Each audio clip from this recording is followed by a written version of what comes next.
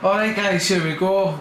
Newest car of the Big Papa Paul RC fleet, the Hpi Maverick Quantum Flux R.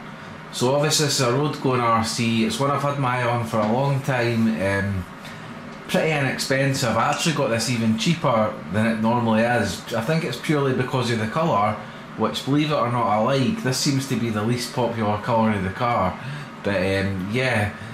On first impressions, looks alone, I'm really impressed.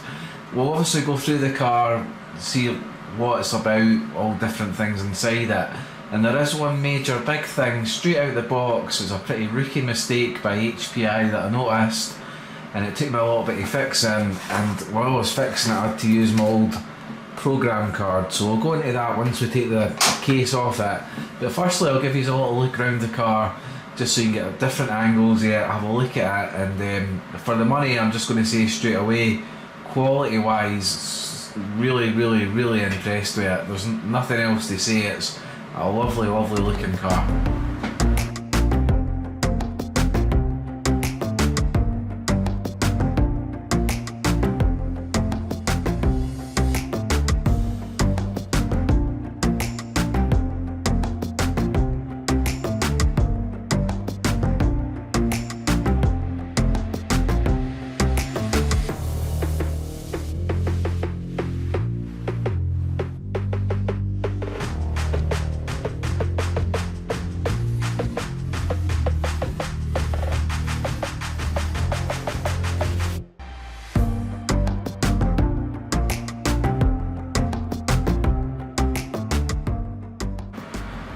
Right, well, they shots there hopefully done a bit of justice to the car, what it looks like in person. Again, it is hard on camera, you don't think you ever get the same effect as when you're actually looking at it with your own eyes. But yeah, take my word, it's a lovely looking car, a lot nicer than the pictures that HPI and all the model shops have got up of it. In person it just looks a lot more quality, and again, for the price point, you really can't complain.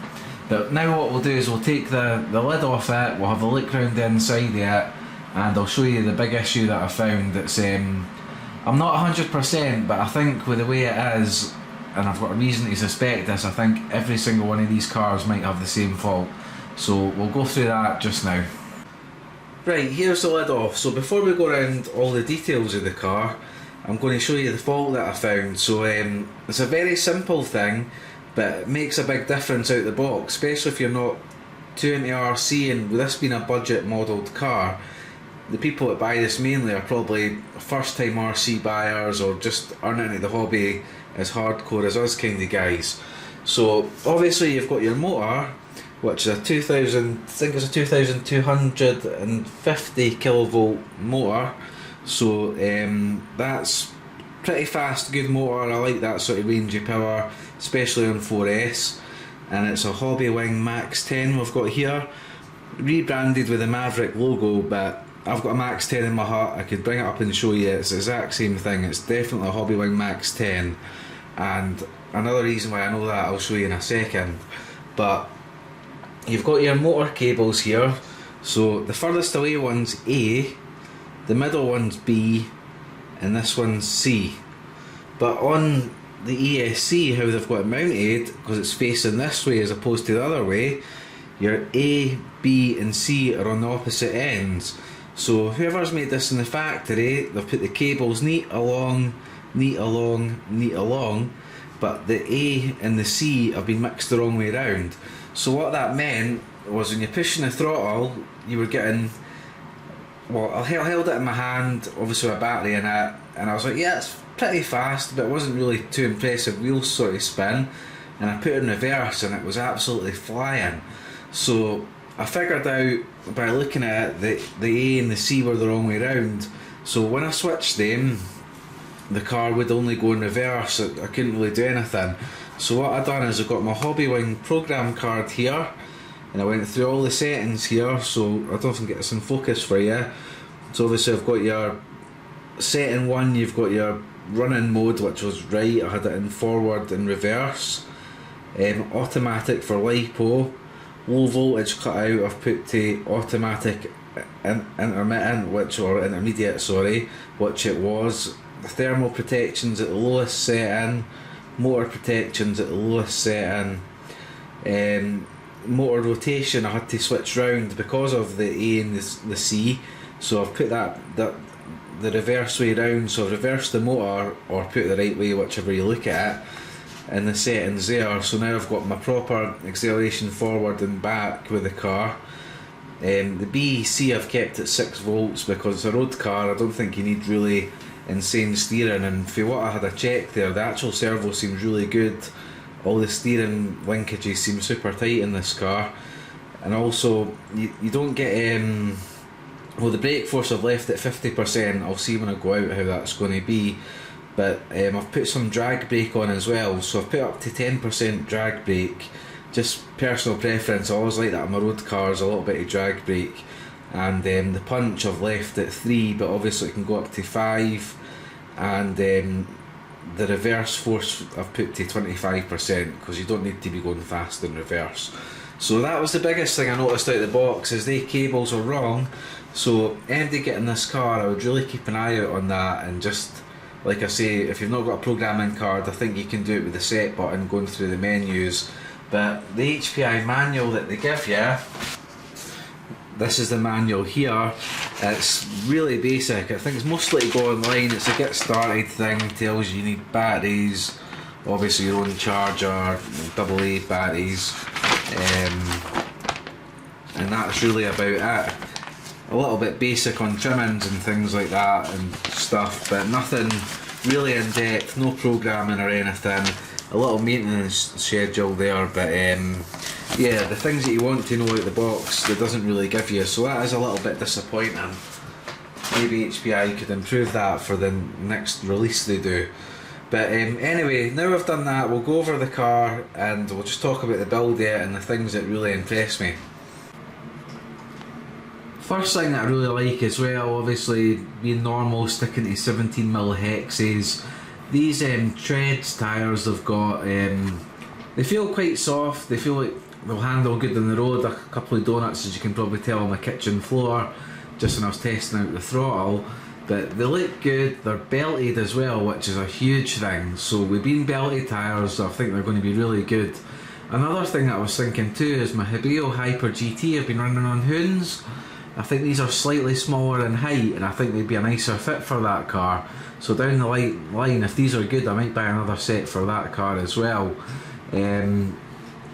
Suspension wise, so say metal caps on it, metals bodies, and the oddest thing though when you look at it, it looks like, I'll try to get this zoomed in here, it's like a 10th scale shock with a 8th scale cap or a 7th scale cap or something like that on it. So the shocks look a little bit odd, but they feel really nice, the springs feel good, good dampening, and the car just does feel like it's going to handle very, very well. So yeah, suspension wise looks good.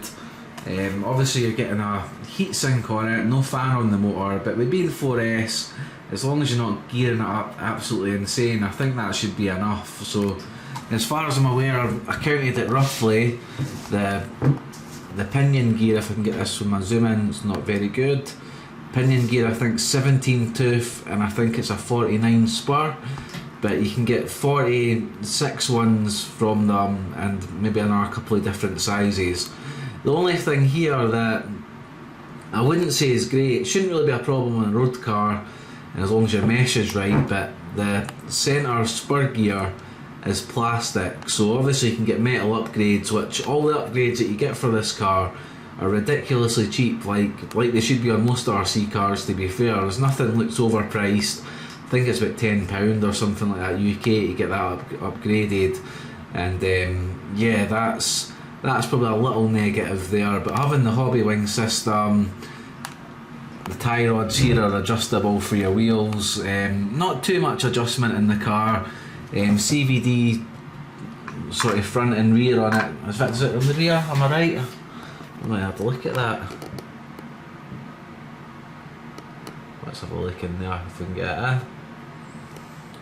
Oh, try to get used to see.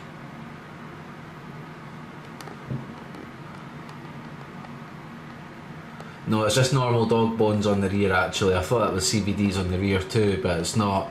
But again, with being a road car, that kind of stuff shouldn't be too much of a problem.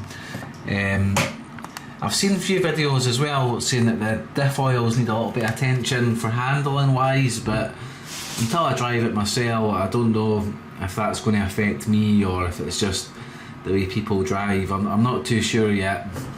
Steering servo, as far as I'm aware, is a 15 kilogram servo, but what I do like is, I'll not put a battery in just now, but when you turn the wheel, everything feels so tight, so it feels like there's not any play in the car.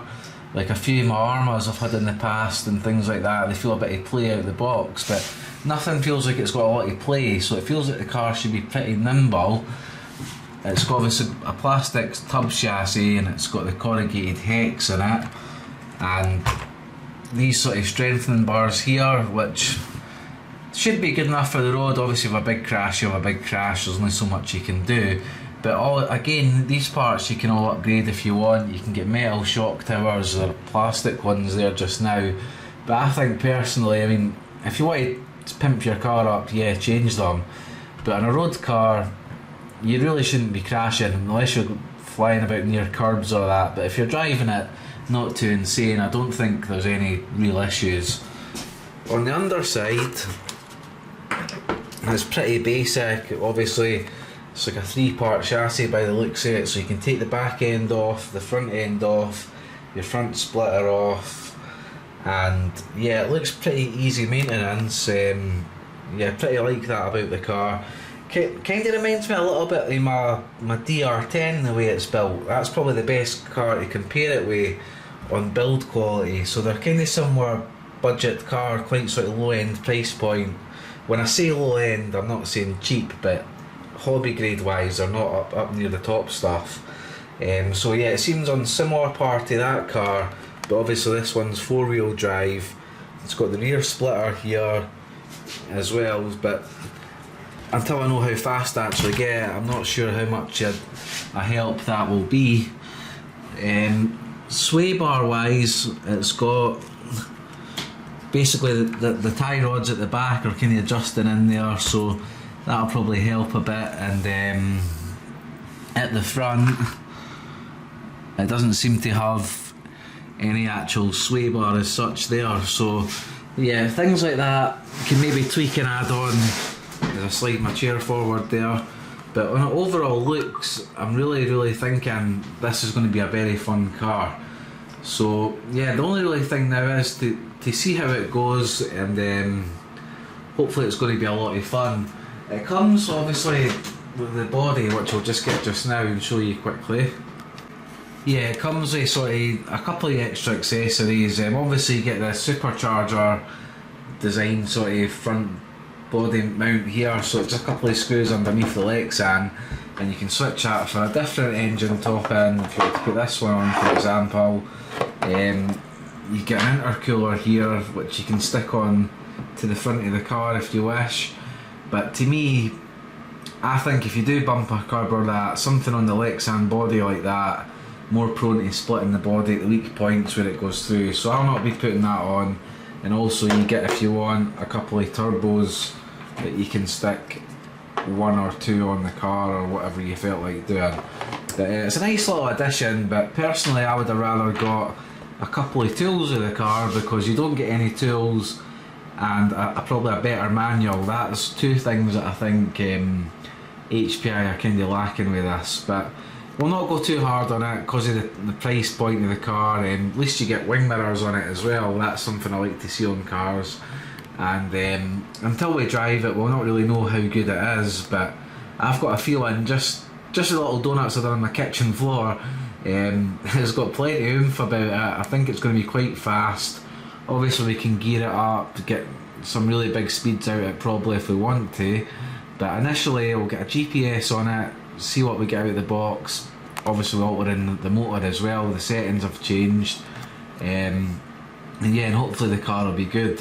The only other thing I mentioned briefly, obviously I'm doing a kind of review here, but I don't really like doing my reviews like every other channel and kind of make this all sections. I just like to just talk as I'm going along, and hopefully you guys are following and keeping on watching. But this is the only thing that I probably will change for one of my other remotes is the controller with it. There's nothing wrong with it, but I just think it looks a bit alien. So yeah, it's not really for me. I mean, it's obviously got, you can adjust your trimmings.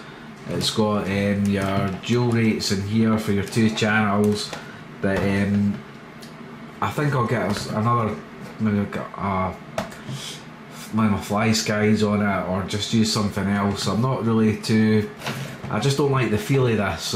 I can't really even put any words what it is, but I don't really like this controller. We will run it first run, but yeah, that's another thing that I'm not too keen on. But overall, looks wise, build quality wise, other than the plastic centre diff, but like I say, that shouldn't be too much of an issue.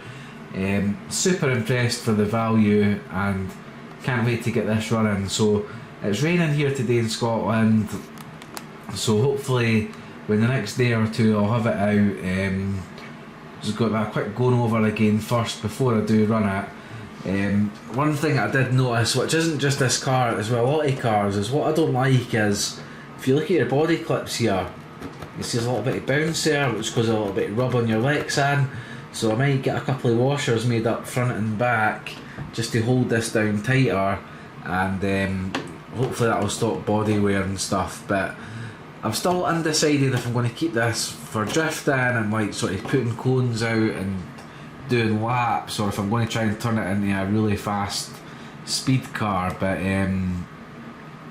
speed cars is one of the things, with having a limitless, having an infraction, having an XO1 over the years, is it sounds good having some hero speeds hitting over 100 mile an hour and things like that, but when you crash it's pretty expensive, soul destroying after all the time you've put into the cars. So I might probably more likely set it up, gear it to about 65-70 mile an hour like I've ended up doing with my Hyper GT, and keep it more as a sort of track orientated handling car, tune the diffs as I need to, etc. And yeah, we'll just go along together with the car. But last thing I will say, if anybody's looking at getting one of these, I've not even drove it yet, I think at the price point you really can't complain. So we'll soon see, and I'll have it up and running soon. But I'm going to go now and get on with the rest of my day, so I just thought I'd show you that quickly. Catch you in the next one. Paul out. Bye.